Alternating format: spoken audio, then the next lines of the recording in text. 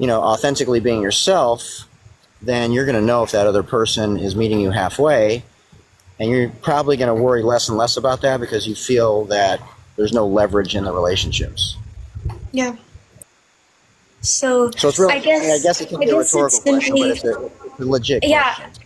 Yeah, I guess it's simply like, I guess it's not him, but I don't know, like I have these overthinking thoughts. Like I have severe anxiety. Like it's very bad.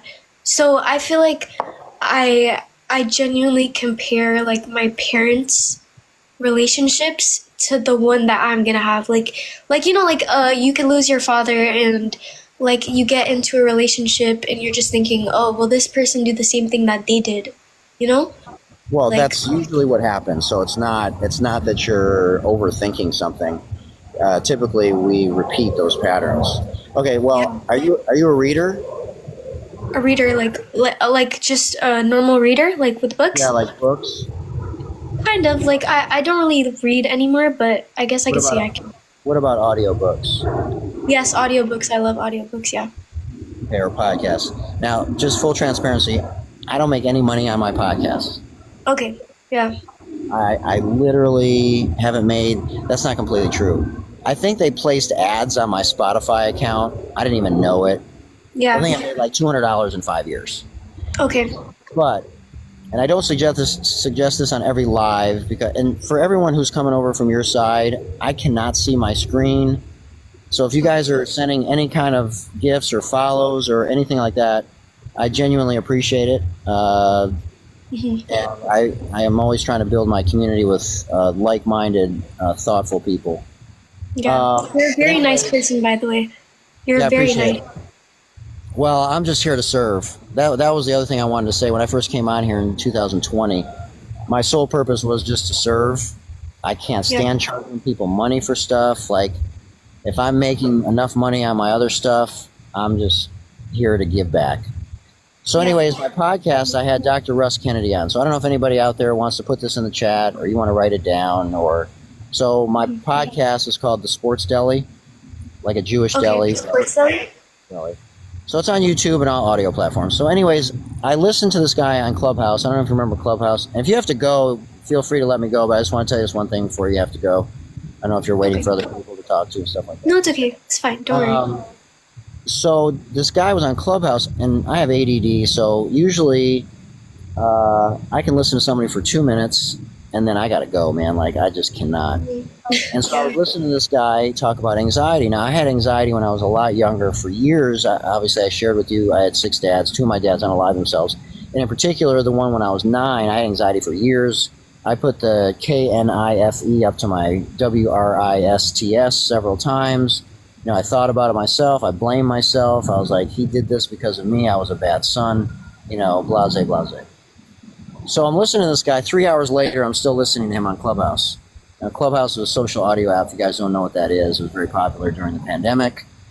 And so I invited him to my podcast. Now, at the time, he only had like 20,000 followers on Instagram. So for those of you that want to follow him, Dr. Russ Kennedy, he's The Anxiety MD, one word, The Anxiety MD on Instagram and here on TikTok. The Anxiety MD, okay. The Anxiety MD. So anyways, I invite him on. He's from Canada. He's a neuroscientist. He's a neurodoctor, a neurologist. Anyways, he's a real doctor. He's an MD. So his dad, real quick, I'll tell you this quick story, the quick version of the story. So his dad was schizophrenic and bipolar. The year he gets into medical school, his dad unalives himself.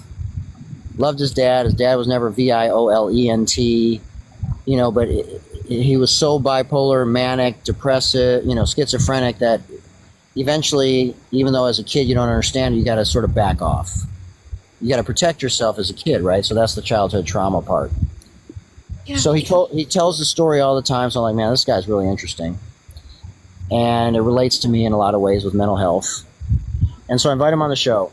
And so after 30 years of being a doctor, he's like, I can't do this anymore because I don't think after 30 years of going to therapy, which has not worked, traditional therapy has not worked, I'm not going to be here anymore. So he goes to India. He quits being a doctor. And in Canada, being a doctor is very different. So he goes to India on a spiritual journey. Thank you for the lives or for the follows. I can't, like I said, I can see barely, but it's really hard for me to see. So I appreciate everybody. And so he goes on a spiritual journey to India.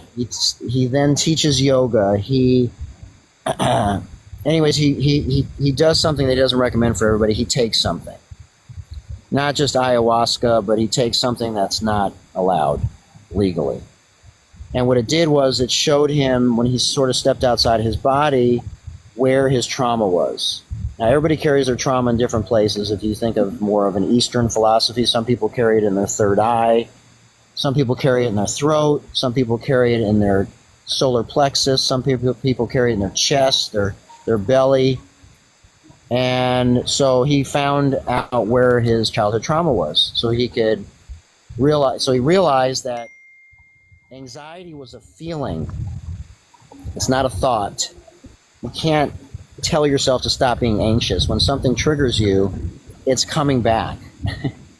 Like, there's nothing you can do about it. Like, you're going to feel it again, right? Yeah, your heart's going to race. You're going to feel that anxious feeling. Now, you can have normal anxious feeling, like if you're going out on a date or you're going to have an exam. That's normal anxiety. But when you have distorted thinking, irrational thinking, it is a feeling. And so he delved into this whole somatic, which is sort of like your controllable movements. Like you can control, like yoga, deep breathing, meditation, those types of things. So anyways, long story short, he started on this journey and he's written this book called Anxiety RX. And the reason I brought up the book thing was because you can listen to it, and he just put out a second version. So he comes on my show.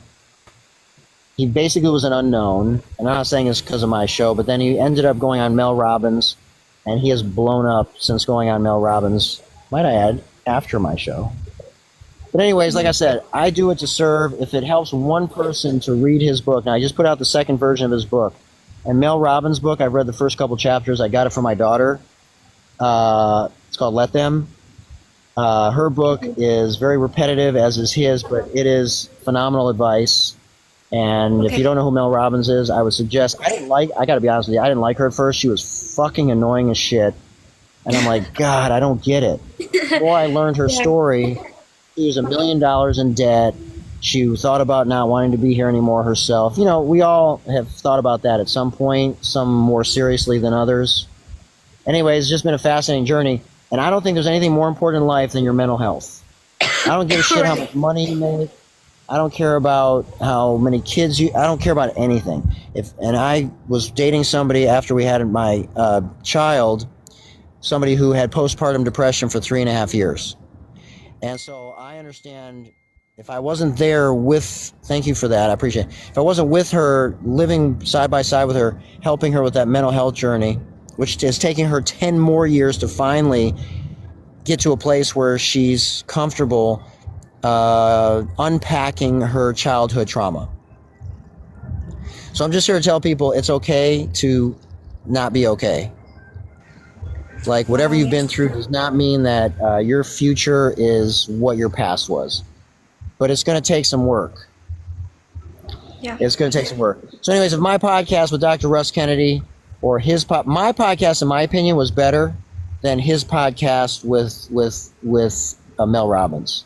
Because what's your podcast name? The Sports Deli. The Sports Deli. Okay, I swear I will check it out after. Like a Jewish deli, because it was funny. We got into some important topics. Now a lot of times I'll talk just politics, or I'll talk about equality, or some other things. But really, what my passion is mental health. Obviously I'm a life coach. Obviously I'm a professional basketball skills trainer. I love sports. Sports saved me. Sports and laughter really saved me growing up after I lost all my dads. I mean, can you imagine having 6 dads and you lost them all? I know, you're so strong. In the fact that you just laugh about it, like you're such a great person. No, but seriously, other than that, like I was really having a bad day before I requested you. You probably don't know this, but my chat or my followers.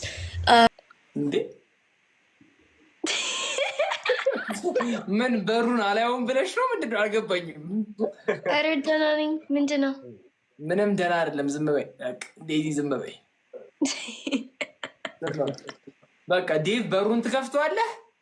እኔ እኮ ምንም እኮ አላረኩም። እኔ እኮ አልተቀየምኩም እኮ አይ ሚን አስቀይመሃለሁ አንተ አትሽ ላይ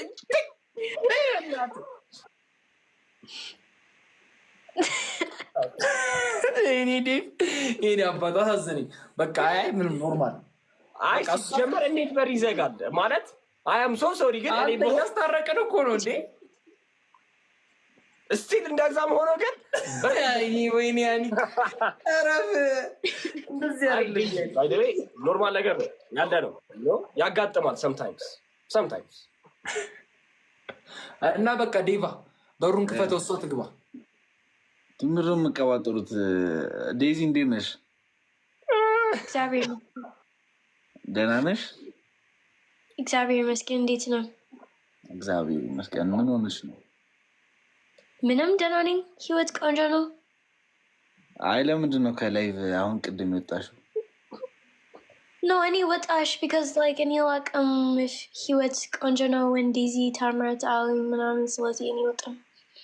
ኦኬ ለዛ ነው disconnected. እሺ ጸጊ እሺ አንተ ምን አይነት ስፒከር አይ ለዛ ነው ዴዚ ጂፓስ ነው ይሄ ቢባ No, but it's no ደህና ነኝ። ምንም ችግር አለኝ እኔ ምንም ዋው አይ አዝናብኛለሽ ማለት ነው። በጣም አዝናለች እና ዴዚ በጣም አዝረሽብኛለሁ። በጣም ነው እንዲያዘንሽ። ስማ አንተ ጥሩ ሰው ሁሉም ጥሩ ሰው ናቸው። ስለዚህ just ሰላም ህይወት እፈልጋለሁ። እኔ ከባድ ህይወት አለኝ። ኦኬ ሲጀምር መነጽርሽ ነው አውርቂው። አንቺም እኮ በር እየዘጋሽበት ነው። ምንድነው በር ለስማት ያስጠሉ። እግዚአብሔር ተረጋጋ እስኪ ዴቪ። እንዴ እኔ ምን አደረኩ እንዴ? በቃ ዴዚ መነጽሩን አውልቂ። አያምርም ደስ